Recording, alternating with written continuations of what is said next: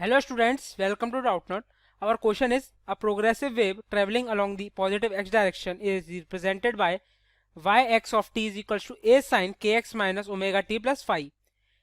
Its snapshot at t equals to 0 is given in the figure. For the wave, the phase is, our options are minus pi by 2, pi and 0. So in this question, we have given one wave by the equation a sine kx minus omega t plus phi. Now, we have said that at t equals to 0, if this is the picture of that wave, then we have to find the value of phi. So our equation given to us is y is equals to a sine kx minus omega t plus phi. Now we have to talk about at t equals to 0. Now if we put t equals to 0 in it, then our equation comes out y is equals to a sine kx minus phi. So now this is the function of the graph at t equals to 0. So now if we go towards the real sin x graph, the graph of sin x looks like this. So if we compare our this sin x graph with the given graph, then we can see that this graph is shifted by this much of angle. This is pi. So our equation is shifted by the angle pi. So we can say that our phi is equals to pi. This is our final answer. So we can say that our correct option is option C, pi. Thank you. So guys, according to the question, the mass of heavy ball is m and string is smaller m. It is given in the question that when car is at rest, the speed of transverse wave is 60 meters second inverse, and when car is accelerating, the velocity becomes increased by 0.5 meters square inverse, right? So here we will be applying wave velocity formula v, which is equal to under the root t upon mu. Okay, the tension in the string will be due to the weight of capital M. So we can neglect the mass of string since it is given in the question already that smaller m is very smaller as capital M. Okay, when we substitute the value v, which is equal to 60 meters second inverse, right? In formula 60 meters second inverse, in formula we will be getting 60 equals to under the root mg upon mu, and let this equation be first equation, right? For second case, the car accelerates with an acceleration a, right? With an acceleration a, this acceleration is horizontal, right? This acceleration is horizontal. The acceleration due to gravity is acting in a downwards, right?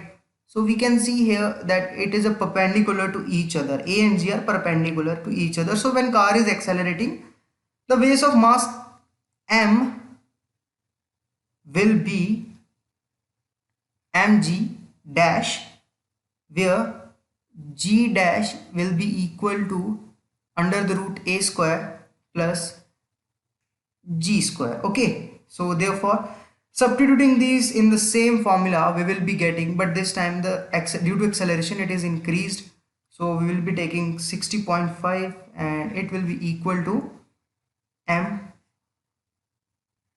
under the root a square plus g square upon mu, right? Upon mu.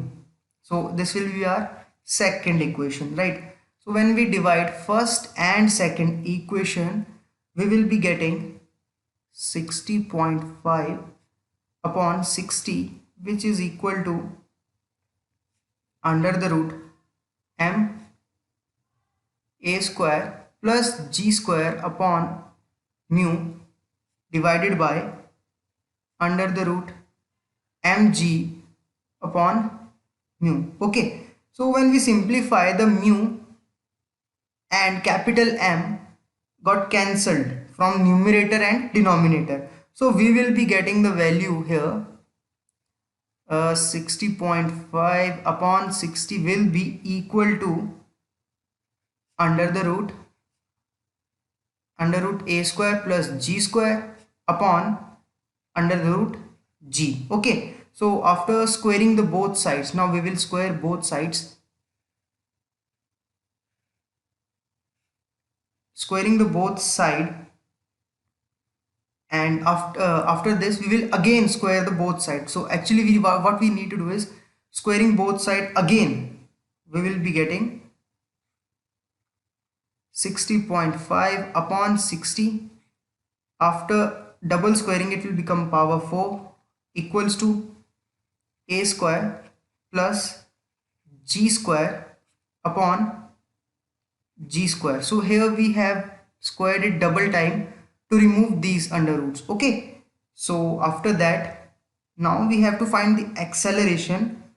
So we rearrange the equation where a square will become g square multiply by 60.5 square, sorry, not square, it will be power of 4, right, upon 60, again power 4 minus g power 4, right. So now I'm taking g, here we have a g, again we will be taking g common, so it will become, equation will become a equals to g 60.5 upon 60 power 4 minus 1, and after calculating we will be getting a value of a which will be equal to 1.837 g, right. So after that g will be equal to approximate value which we will be getting is 5.44. so we can say that it will be equal to g upon 5. So g upon 5 is given in option third, which is the correct answer of the given question. देखिए इस question में क्या बोला है, एक travelling wave है stretched string में, उसे हम किस इक्वेशन से डिस्क्राइब कर रहे हैं, y is equals to a sine k x minus omega t. तो हमें मैक्सिमम पार्टिकल की वेलोसिटी बतानी है. तो यहाँ पे हमें y गिवन है a sine k x minus omega T. ठीक है, तो पार्टिकल वेलोसिटी किससे दिखाई जाती है, ये होती है dy बाय dt. तो ये कितना होगा, ये होगा a ओमेगा, साइन का डिफरेंशिएशन क्या होता है t के रिस्पेक्ट में, cos के एक्स माइनस ओमेगा टी. ठीक है, और यहाँ से ये ओमेगा बाहर आ गया तो ये माइनस a ओमेगा cos के एक्स माइनस ओमेगा टी आ गया हमारा. ठीक है, ये है हमारी वेलोसिटी. अब मैक्सिमम वेलोसिटी के लिए क्या कंडीशन होगी, वो कब होगी, जब हमारा cos के एक्स माइनस ओमेगा टी क्या आ जाए, 1 आ जाए. फॉर मैक्सिमम वेलोसिटी के लिए हमारा क्या होना चाहिए, dy dv बाय dt क्या होना चाहिए, 0 होना चाहिए. तो किस कंडीशन के लिए मेरा dv बाय dt 0 आएगा, पहले मैं dv बाय dt निकाल लेती हूँ. तो dv बाय dt क्या है मेरा, minus a omega square, cos का डिफरेंशिएशन क्या हुआ, साइन हुआ, sign k x minus omega T. Actual में क्या होता है, माइनस साइन के एक्स. तो ये क्या आ जाएगा, एक साइन तो माइनस आएगा मेरा कॉस के डिफरेंशिएशन से, और दूसरा जो कि मेरे इस वाले माइनस को कैंसिल करके प्लस ले आएगा, और दूसरा माइनस मेरा आएगा माइनस ओमेगा टी की वजह से. तो मेरे पास बाहर क्या आ जाएगा, माइनस ए omega square sine k x minus omega T. अगर मैं इसको ज़ीरो बोलूँ तो इसकी कंडीशन क्या आएगी, इसकी कंडीशन ये आएगी कि मेरा sign k x minus omega T क्या होना चाहिए, 0 होना चाहिए. तो मेरे मैक्सिमम के कंडीशन में sign k x minus omega T 0 होना चाहिए, या मैं कह सकती हूँ कि के एक्स माइनस ओमेगा टी क्या होना चाहिए, ये मेरा 0 होना चाहिए. ठीक है, के एक्स माइनस ओमेगा टी 0 नहीं, एन पाई बोल देते हैं. ठीक है, ये n पाई होना चाहिए। ठीक है, अब देखो इसको हम इस वाली इक्वेशन में रख देते हैं, v की इक्वेशन में। अगर kx माइनस ओमेगा टी मेरा n पाई हो तो मेरा cos क्या आ जाएगा, cos या तो आएगा मेरा प्लस माइनस 1। ठीक है, cos of kx minus omega T क्या आ जाएगा, या तो प्लस माइनस 1 आ जाएगा। ठीक है, कब, जब मेरा kx माइनस ओमेगा टी क्या हो, n पाई हो, तो ये प्लस माइनस 1 आ जाएगा। इससे मेरा मैक्सिमम v क्या मिला, मेरा मैक्सिमम v मिला a ओमेगा। अगर ये मेरा प्लस 1 है तो माइनस a ओमेगा वेलोसिटी आएगी। ठीक है, नेगेटिव या पॉजिटिव साइन तो बस एक साइन दिखा रहा है ना, डायरेक्शन दिखा रहा है, मैग्नीट्यूड तो a ओमेगा ही है, तो मेरा मैक्सिमम आएगा a ओमेगा। तो ये कौन सा ऑप्शन है, ये है मेरा फर्स्ट ऑप्शन, यानी फर्स्ट ऑप्शन सही है, बाकी सारे ऑप्शंस गलत है। तो मेरी पार्टिकल की मैक्सिमम वेलोसिटी a ओमेगा आ गई। तो हमारे पास क्वेश्चन है, हमें एक फंक्शन गिवन है x जो टाइम और x के अकॉर्डिंग वेरी करेगा 0.8 divide upon 4x plus 5t square plus 5। So it is our function f of x and t।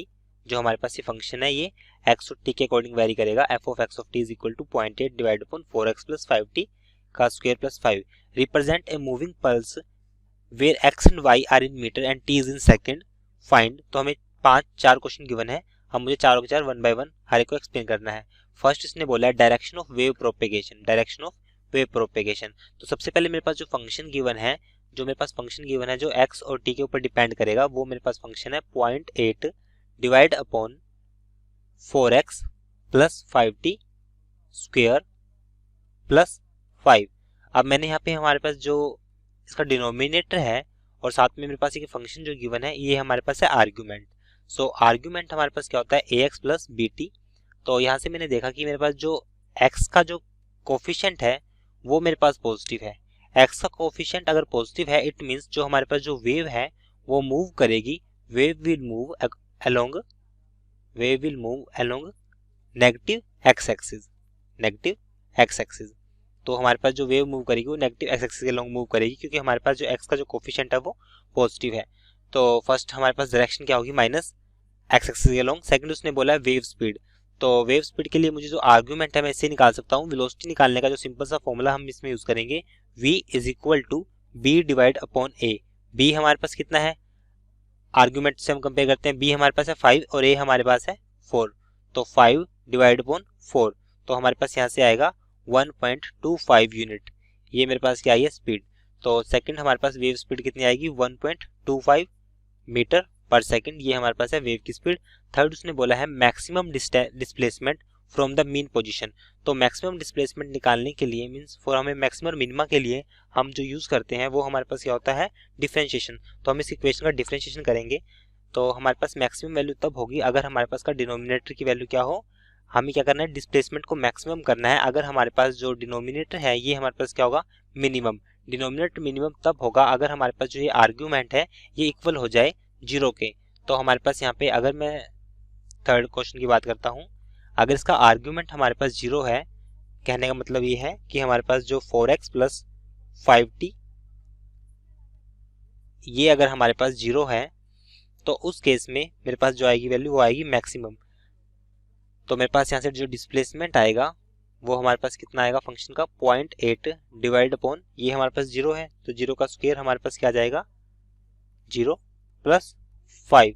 तो हमारे पास यहाँ से आएगा 0.8 डिवाइड अपॉन 5 जो इक्वल आएगा 0.8 डिवाइड अपॉन 5 जो इक्वल आएगा 0.16 यूनिट की।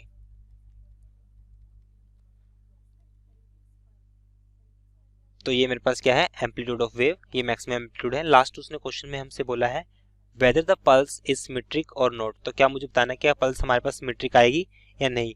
तो अब मैं बात करता हूँ इस क्वेश्चन में, at t is equal to 0। अगर मैंने यहाँ पे t को 0 पुट कर दिया तो मेरे पास इक्वेशन क्या बनेगी, तो y इज इक्वल टू, इस केस में हमारे पास मैक्सिमम y सपोज करेंगे, y मैक्सिमम पूरा एक फंक्शन है, y is equal to 0.8 divide upon में कितना होगा, 16x स्क्वायर प्लस 5, क्योंकि हमने यहाँ पे t को 0 पुट कर दिया। तो टी को 0 पुट करने के बाद हमारे पास इक्वेशन क्या बनेगी, y is equal to 0.8 divide upon 16x² plus 5। अब हम यहाँ पे x की वैल्यू को चेंज करेंगे। अब हमारे पास x का स्क्वायर है, इट मीन्स हमारे पास अगर हम x की वैल्यू कोई भी पुट करें, मीन्स x की वैल्यू कुछ भी पुट करें, नेगेटिव पुट करें या फिर हम पुट करें पॉजिटिव, नेगेटिव पुट करें या फिर पॉजिटिव पुट करें, तो हमारे पास y की वैल्यू पे कोई इफेक्ट नहीं पड़ेगा, बिकॉज हमारे पास यहाँ से ये वैल्यू सिमेट्रिक होगी। तो इस केस में हमारे पास जो वेव पल्स होगी वो सिमेट्रिक होगी, बिकॉज चेंजिंग x की value from plus x to minus x does not effect to value of y, so wave pulse is symmetric. तो हमारे पास इसकी जो शेप आएगी कुछ इस तरीके से आएगी, गॉसियन पल्स लाइक।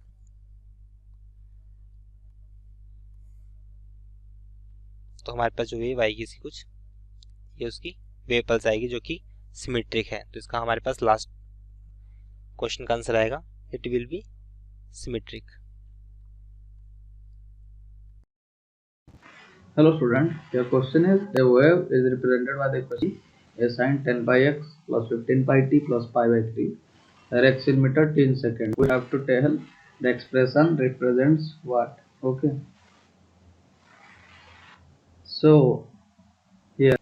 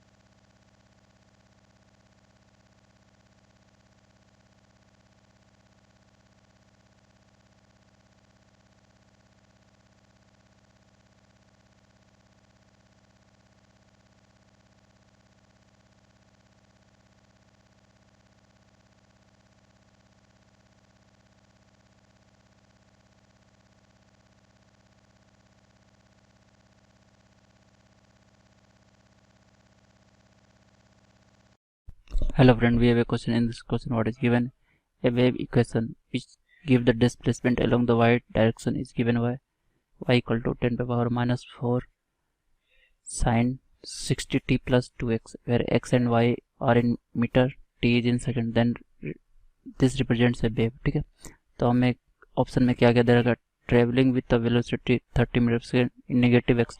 ये तो देखो ठीक है फिक्स है कि नेगेटिव एक्स डायरेक्शन में, क्यों और बाई को हम इस टाइप से कंपेयर कर सकते हैं, A equal to sine omega t plus k x. ठीक है, ये किधर जाता है, नेगेटिव डायरेक्शन में। जब y equal to a sine omega t minus k x होता है, ये किधर जाता है, पॉजिटिव। ठीक है, तो ये हमारे पास इस हिसाब से जा रहा है ना। तो ये क्या हो गया, नेगेटिव डायरेक्शन। अब वेलोसिटी निकालना है, तो हमारे पास क्या क्या है, देखो आ गया।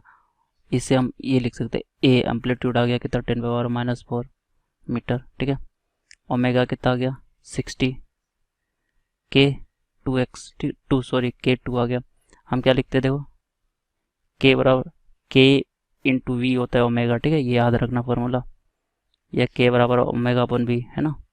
तो वेलोसिटी कितना हो जाएगा, ओमेगा अपन के, ओमेगा कितना है 60/2। ठीक है, 30 आ गया। तो ये हमारा आंसर सही है। वेवलेंथ पूछा है, तो वेवलेंथ को क्या बोलते हैं, के इक्वल टू क्या लिखते हैं, 2 पाई अपॉन लेमडा है ना। तो लेमडा कितना हो जाएगा 2 पाई अपॉन के का वैल्यू कितना निकाले 2, इससे हमारा वेवलेंथ भी आ गया। अच्छा, फ्रीक्वेंसी चाहिए, फ्रीक्वेंसी क्या लिखते हैं, देखो लेमडा इक्वल टू हम क्या लिखते हैं, लेमडा इक्वल टू लिखते हैं वेलोसिटी इनटू टाइम, और टाइम को ये लिख सकते हैं फ्रीक्वेंसी। तो फ्रीक्वेंसी क्या होगा, वी अपॉन लेमडा है ना। वेलोसिटी कितना निकाल चुके 30, लेमडा पाई। तो ये हमारा आंसर हो गया। एम्पलीट्यूड कंपेयर कर चुके वहाँ, ये भी हमारा आंसर है। Thank you. देखिए इस क्वेश्चन, ये हमारा जेईई एडवांस का क्वेश्चन है। इसमें लिखा है कि एक ट्रेवलिंग वेव है जिसकी फ्रीक्वेंसी है न्यू और पार्टिकल डिस्प्लेसमेंट एम्पलीट्यूड क्या है, A. For the wave the particle velocity amplitude क्या होगा और पार्टिकल की एक्सेलरेशन का एम्पलीट्यूड क्या होगा, ये हमें बताना है। तो हमारा क्या, हम इक्वेशन क्या होती है हमारी, y होता है हमारा a sign omega t minus k x, इस फॉर्म में हम लिखते हैं, जहाँ पे a क्या होता है, डिस्प्लेसमेंट एम्पलीट्यूड होता है हमारा, डिस्प्लेसमेंट एम्पलीट्यूड। ठीक है, तो हमें क्या निकालनी है, हमें निकालनी है वेलोसिटी। तो डिस्प्लेसमेंट एम्पलीट्यूड क्या होता है, मैक्सिमम डिस्प्लेसमेंट जब होगी हमारी वेव की।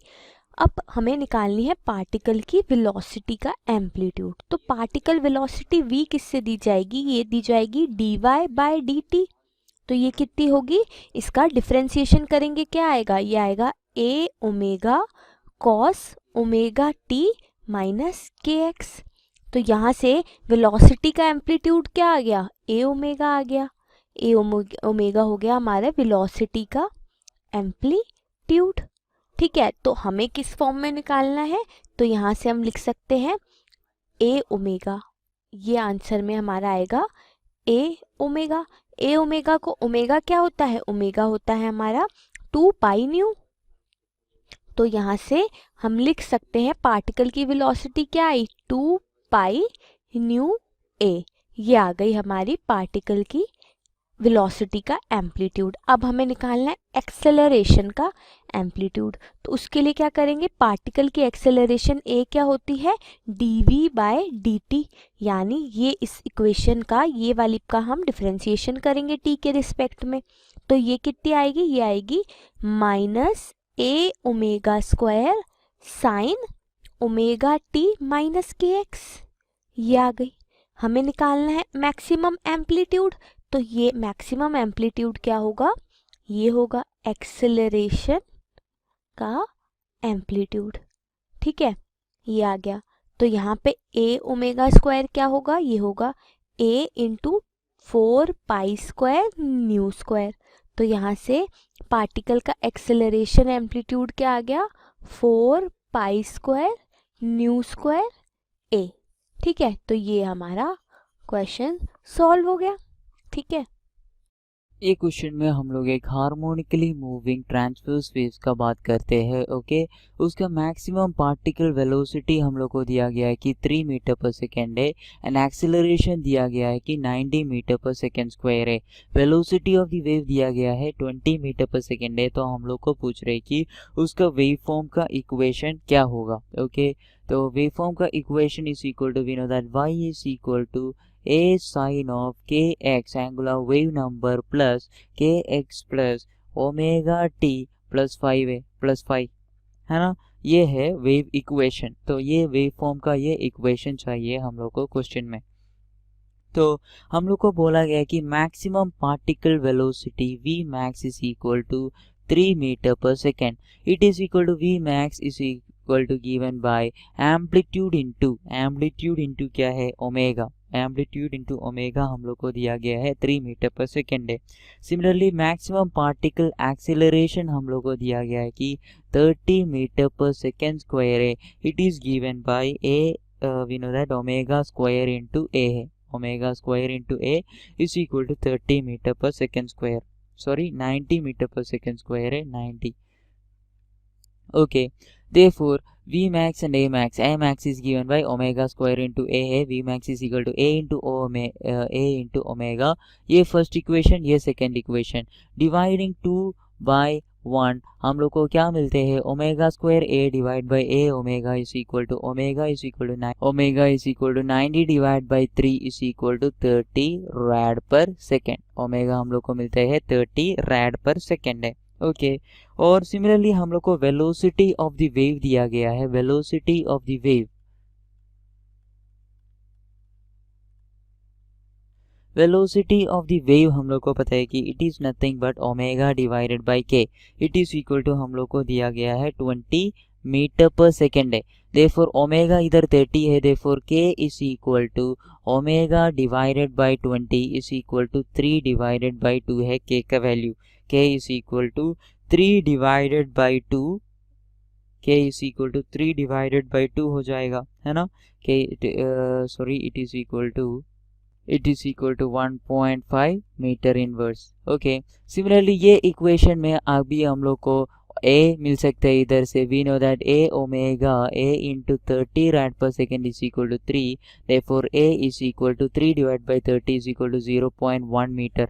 ओके, देयरफॉर हम लोग को a मिल गया, ओमेगा मिल गया, k मिल गया, ये इक्वेशन में हम लोग को अभी आराम से पुट कर सकते हैं। Therefore y is equal to a 0.1 into sine of k का वैल्यू 1.5 है, 1.5 into kx plus omega is equal to 30 omega into t, 30t plus 5।